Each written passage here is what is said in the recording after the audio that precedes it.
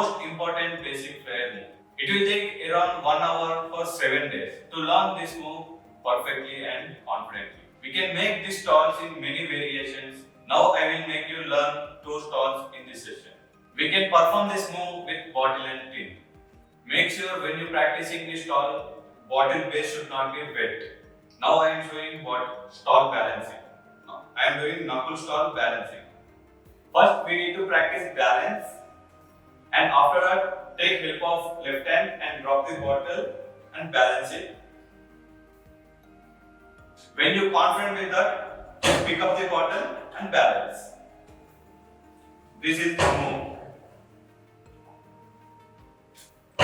When you perform this move in front of guest will feel wow.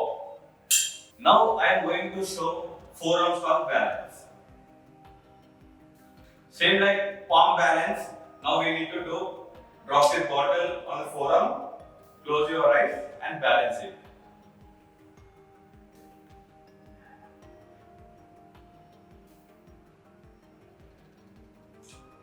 Now we need to practice by the help of left hand, just drop the bottle on the forearm and balance it.